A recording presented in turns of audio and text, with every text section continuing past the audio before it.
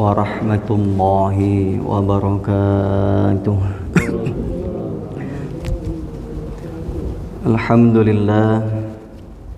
Alhamdulillahilladzi anzala as-sakinata fi qulubil mu'minin liyazdadu imanan ma'a imanihim. Allahumma fassalli wa sallim ala sayyidina Muhammadin wa ala alihi wa sahbihi ajma'in. Rabbi syrah li sadri wa yassir li amri wahlul 'uqdatam min lisani yafqahu qawli waj'al li waziran min ahli.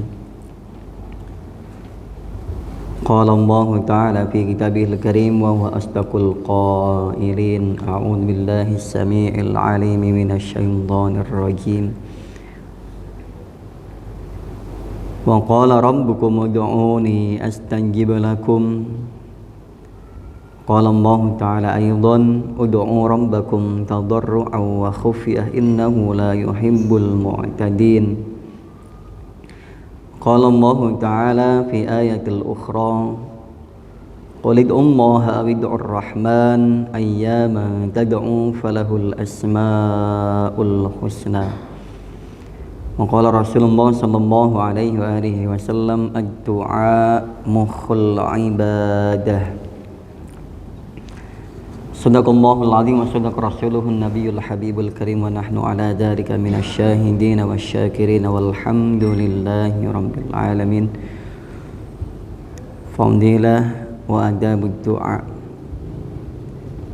atau adab wa fadilatud du'a. Alhamdulillah jamaah salat subuh rahmatullah, puji serta syukur kita haturkan, kita panjatkan kehadirat Allah Subhanahu wa taala. Allah kembali mempersilahkan kita atau akan memberikan kesempatan kepada kita untuk menyempurnakan ibadah kita pada hari ini.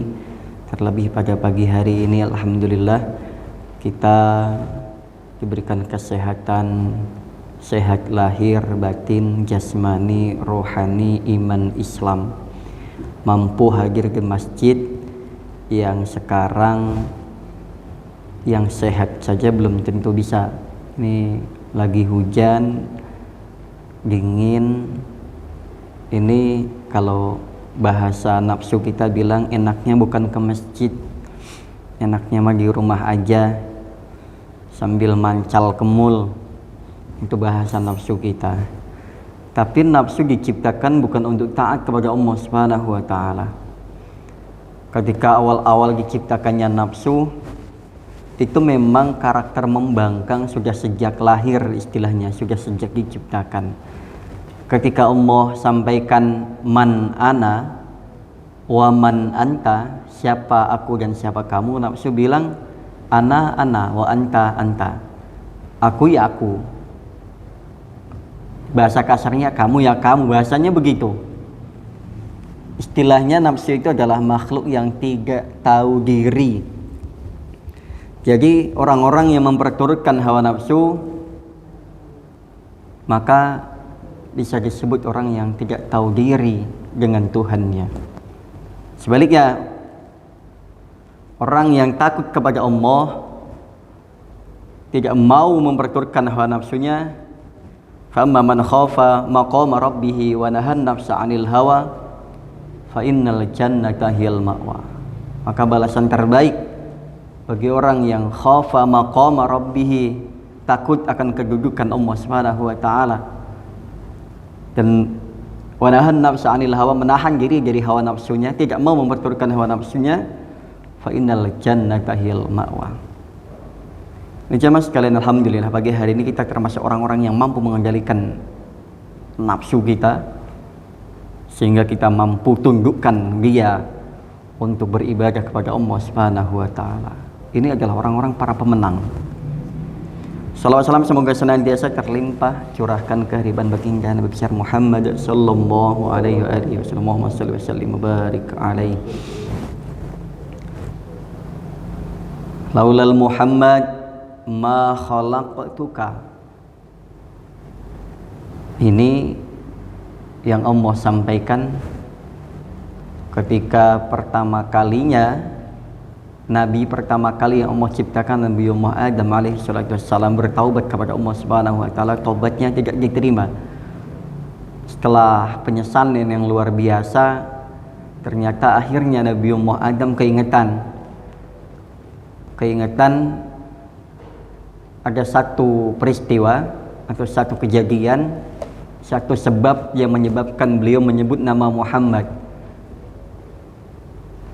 Demi Muhammad ya Allah, maka ampunilah dosaku, terimalah taubatku. Maka mendengar begitu, ya kalau bahasa kita mah kaget.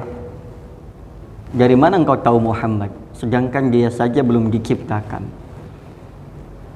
Saya melihat di atas pintu surga ketika saya diciptakan ada tulisan la ilaha illallah Muhammadur Rasulullah. Saya meyakini ya Allah, Engkau tidak akan menyandingkan nama siapapun kecuali nama makhluk yang Engkau sayangi, yang Engkau cintai, yang Engkau spesialkan. Oleh karena itu, mau sampaikan laka laulal Muhammad ma khalaqtuka. Betul wahai Adam, andaikan bukan karena Muhammad, tidak akan saya ciptakan engkau. Makanya setelah itu diterima taubatnya Nabi Adam, luar biasa, Masya Allah. Kita harusnya bangga.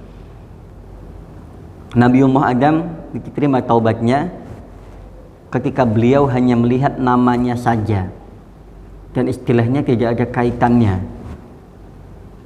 Melihat juga enggak, baru lihat namanya, dan itu sekali di pintu surga. Kita sebagai umatnya, meskipun kita tidak melihatnya, tapi kita adalah umat yang Rasul selalu merindukan kita. Tinggal kita yang bagaimana kita ini merindukan Rasulullah SAW. Kan kita belum pernah melihat, tetapi sejarahnya, nama-namanya tertulis di mana. Jadi kita tidak ada alasan untuk tidak mencintai Rasulullah. Makanya harus kita panjatkan salawat kita setiap saat, setiap waktunya kepada beliau. Allahumma shalli wa sallim ala sayyidina Muhammad. Versi lengkapnya ditambahkan dengan wa ala ali sayyidina Muhammad, seperti yang kita salawat pada saat tahiyat. Sampai fil alamin innaka hamidum majid. Boleh, redaksinya sangat banyak sekali berkaitan dengan salawat. Jemaah sekalian, masih melanjutkan kultum singkat yang kemarin, fadilah doa, adabud doa. Kemarin yang terakhir kita baca yaitu khafdus shaut bainal mukhafatati wal jahr, yaitu merendahkan suara antara mukhafatati wal jahr, antara samar dan keras, kenceng. Diantaranya itu ambil pertengahannya. Khafdus shaut, merendahkan suara sekiranya terdengar oleh telinga kita sendiri. Untuk orang lain kita tidak diwajibkan, tidak diharuskan, tapi minimal, sangat minimal sekali, telinga kita sendiri yang mampu mendengarkan apa yang kita baca. Nah itu. Sayyidatina Aisyah menyampaikan firman Ta'ala, wala tajhar bi sholatika wala tukhafid biha. Wala tajhar, jangan mengeraskan bi sholatika, salatmu, ai du'aika, ai doamu. Salat itu sama dengan doa. As-shalah ad-doa. Sayyidatina Aisyah menyampaikan, jangan kalian teriak, istilahnya.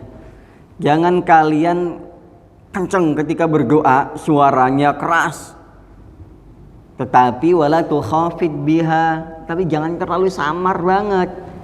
Sehingga ini orang ngomong apa ini? Dia sendiri kadang bingung. Ya, doa apa ini yang diminta? Karena diusahakan, diupayakan apa yang kita sampaikan kita ngerti. Loh, kita sedang ngajuin proposal, kita nggak ngerti isinya. Jangankan isinya, mungkin muqaddimahnya saja kita nggak ngerti. Atau kita mau sambutan, ketika salam muqaddimah sampai dengan salam terakhir kita nggak ngerti apa yang disampaikan oleh kita, sehingga nggak dipahami. Meskipun Allah paham apa maksud dan tujuan kita tanpa tertulis.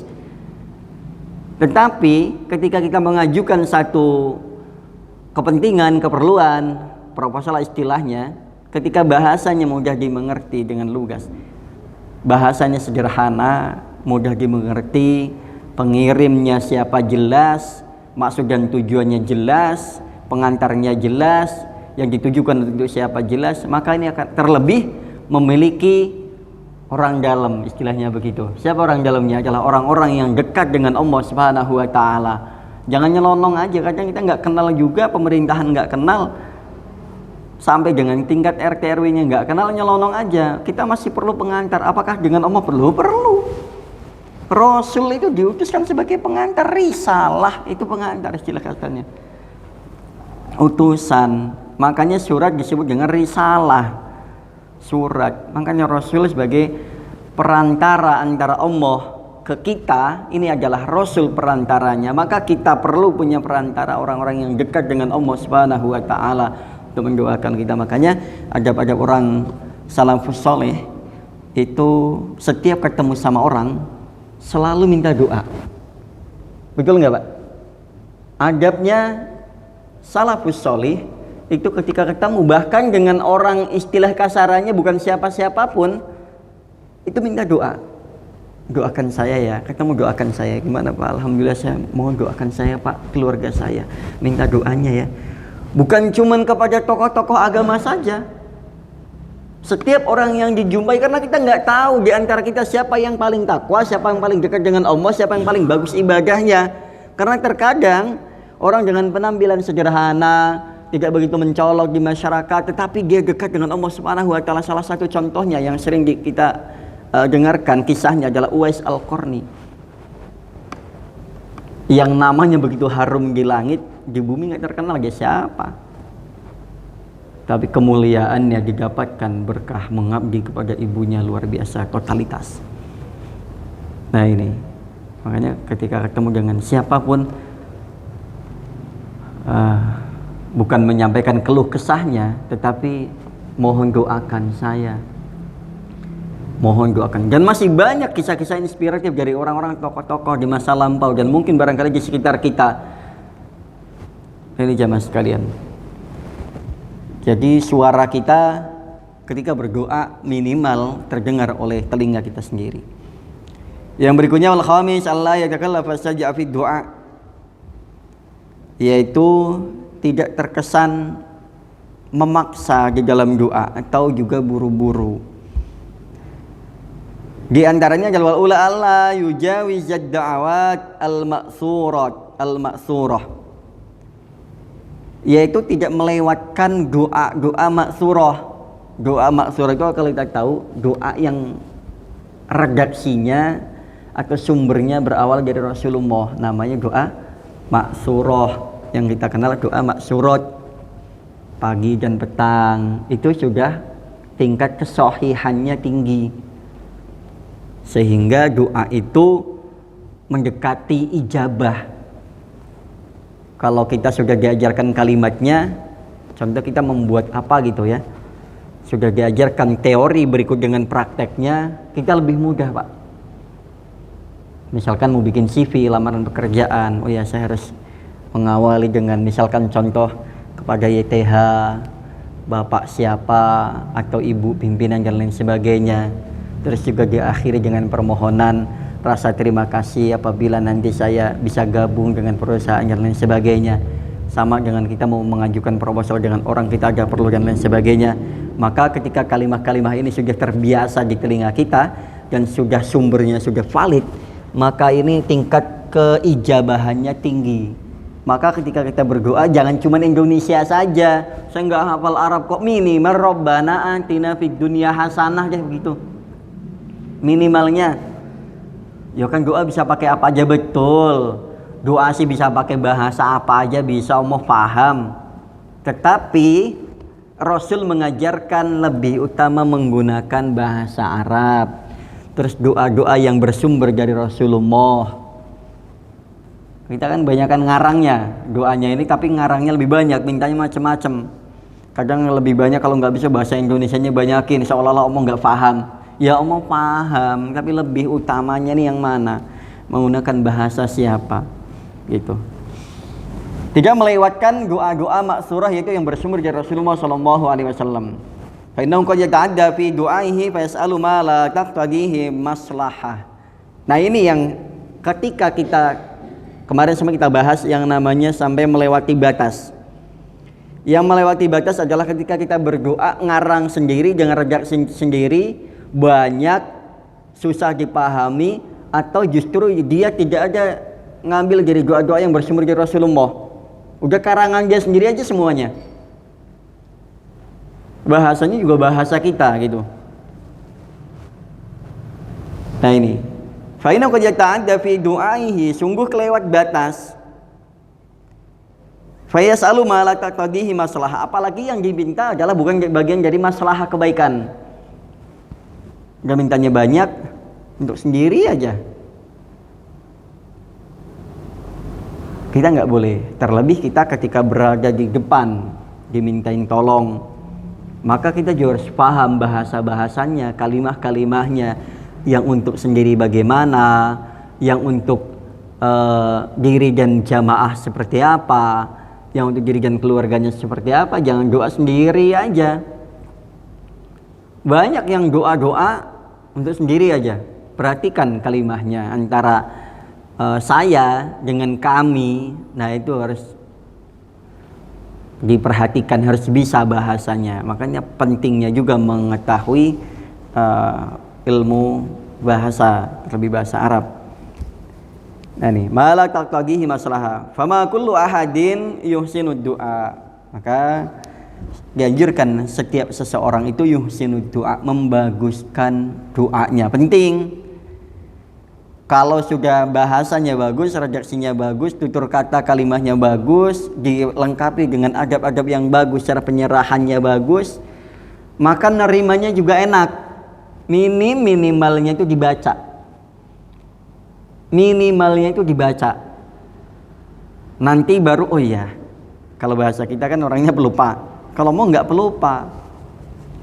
Kalau kita pelupa, wah jadi inget nih, saya dulu nyimpen nomornya si ini, atau saya dulu dia pernah ngomong ke saya bahwa, atau minimal saya tahu orangnya nih baik nih, kayaknya lagi butuh nih karakter seperti dia, maka dicari. Nah, yang berikutnya at-tadarru wal khusyu' war raubah war rahbah. Berikutnya doa itu disertai adab dengan tadarru, pendekatan kepada Allah Subhanahu wa taala dengan serius. Dengan serius, dengan bahasa yang penuh adab. Wal khusyu' dan khusyu'. Ketika berdoa kepada Allah harus khusyuk. Jangan mulut ngomong apa, pikiran di mana, hatinya tidak connect juga dengan apa yang kita baca. Jangan ngeracu sendiri apa yang disampaikan. Kadang karena sudah hafal begitu tapi hatinya kosong. Ini nggak boleh. Khusyuk itu adalah menghadirkan itu sendiri di dalam hati kita. Itu namanya khusyuk. Bisa sinkron antara yang disampaikan di mulut dengan yang di hati. Warraubah, dan penuh rasa. Raubah itu bahasanya cinta sebenarnya, rasa sayang.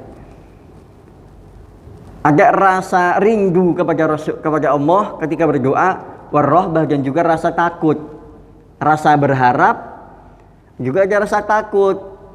Harapannya apa yang kita baca dalam doa-doa itu Allah kabulkan. Ketakutannya adalah ketika kita tidak lagi didengarkan doanya oleh Allah, karena doanya tadi jauh dari khusyuk, jauh dari tadarru, maka ini seperti kita menyampaikan bahasa yang tidak pas, karena tidak adanya rasa tadarru, tidak adanya tador, tidak adanya khusyuk, tidak ada kerinduan atau harapan untuk dijabahnya doa, tidak ada juga rasa takut kepada Allah akan akibat daripada doa-doa kita yang salah dan tidak maslahah. Nah ini makanya yang tadi saya sampaikan, Allah berfirman, qala Allah Ta'ala ud'u rabbakum tadarru'an wa khufyah. Ud'u, berdoalah kalian, rabbakum, kepada Tuhan kalian, tadarru'an, dengan tadarru', wa khufyah, dan rasa-rasa cemas harap-harap cemas. Cemasnya kira-kira dikabulkan apa enggak ya? Harapannya mudah-mudahan dikabulkan. Cemasnya takutnya ditolak oleh Allah Subhanahu wa taala. Nah, yang berikutnya terakhir ya. Insyaallah terakhir nih. Ayat jimat doa wa yuqinu bil ijabah. Wa yuqinu bil ijabah wa yasdiqu raja'ahu fihi. Ayat jimat doa yaitu memantapkan doa-doa kita yang kita baca, disusun dengan rapi, dengan bahasa yang enak, dengan bahasa yang bagus, dengan akhlak yang bagus. Wa yuqinu bil ijabah, dan meyakininya akan diijabahnya doa-doa kita oleh Allah Subhanahu wa taala. Itu doa saja begitu yang jelimetnya. Jadi enggak asal baca saja. Wa yusaddiqu raja'ahu, dan membenarkan raja'ahu, harapan-harapannya. Jadi meyakini ijabah setelah memantapkan doanya, meyakini dengan akan dikabulkannya doa kita, membenarkan harapan-harapan kita dalam doa tersebut. Rasulullah sallallahu alaihi wasallam bersabda, la yaqul ahadukum idza da'a Allahumma ighfirli in syi'ta Allahumma arhamni. Sampai Rasul sampaikan, la yaqul ahadukum, jangan kalian berkata idza da'a, ketika berdoa, Allahumma ighfirli in syi'ta Allahumma arhamni. Jangan kalian berkata ketika kalian berdoa, Allahumma ighfirli, mulutnya bilang Allahumma ighfirli, ya Allah ampunilah aku. In syi'ta, padahal yang kalian harapkan adalah Allahumma arhamni, ya Allah rahmatilah aku. Itu udah nggak nyambung. Karena kosongnya hati, tidak hadirnya khusyuk, tidak hadirnya rogbah dan rohbah, maka beda, lain harapannya, yang keluar dari mulut juga beda. Makanya Rasul melarang, jangan kalian berkata ketika kalian berdoa, Allahumma ighfirli, ya Allah ampunilah aku, sedangkan yang kalian inginkan adalah in syi'ta Allahumma arhamni, ya Allah belas kasihanilah aku. Nah, ini yang tidak boleh. Sabda Rasul lagi, idza da'a ahadukum falyu'azzim ar-rauba fa inna Allaha la yata'adhamu syai'un. Idza da'a ahadukum, ketika kalian berdoa, falyu'azzim ar-rauba, maka agungkanlah rasa cinta kita kepada Allah Subhanahu wa taala dalam doa kita. Makanya dalam doa jangan sampai ketinggalan hamdalahnya. Ini yang paling utama. Jangan langsung pada poin-poin yang kita minta. Tahu-tahu doa langsung Rabbighfirli wa liwalidayya warhamhuma kama rabbayani shaghira, sepintas bagus, tapi tidak ada raubah kecintaan kita kepada Allah, tidak ada pujian-pujian kita kepada Allah Subhanahu wa taala. Allah pengen dipuji, lah jelas. Lah kita mau memuji siapa kalau bukan memuji Allah? Pujian itu ada 4. Pujian Allah kepada dirinya Allah, pujian Allah kepada makhluknya, pujian makhluk kepada Allah, pujian makhluk kepada sesama makhluk. Nah, ini yang paling utama adalah Allah. Nah, ini jamaah sekalian, fa inna Allah la yata'azzamu syai'un, karena sungguhnya Allah tidak mengagungkan apapun selain Allah itu sendiri. Jadi jamaah sekalian, inilah pentingnya bagaimana kita menggunakan adab kita dalam berdoa. Jadi adab itu dipakai bukan hanya dalam doa saja, setiap apapun yang kita lakukan harus menggunakan adab kita. Karena sekali lagi al-adab fauqal ilm. Orang yang menggunakan adabnya, mengamalkan adabnya dan beradab dengan baik, dia menjadi orang yang lebih baik daripada hanya orang yang sekedar berilmu saja. Tetapi lebih baik apabila orang tersebut berilmu dan beradab, dia memiliki nilai lebih di hadapan Allah Subhanahu wa taala. Mudah-mudahan pagi hari ini semakin meningkatkan kita untuk menggunakan adab kita dalam setiap aktivitas kita, terlebih dalam doa-doa kita, agar supaya doa kita ini sekurang-kurangnya didengarkan oleh Allah. Allah berkenan mendengarkan, dan yang pasti harapan kita adalah Allah mengijabah segala hajat-hajat kita, baik hajat dunia maupun hajat akhirat. Demikian, kepada Allah saya beristighfar, kepada jamaah saya mohon maaf, bukan minta maaf yang seluas-luasnya. Wala afu minkum ihdinas siratal mustaqim. Subhanakallahumma rabbana wa bihamdika asyhadu an la ilaha illa anta astaghfiruka wa atubu ilaik. Billahi taufiq wal hidayah war ridha wal inayah ihdinas siratal mustaqim. Assalamualaikum warahmatullahi wabarakatuh.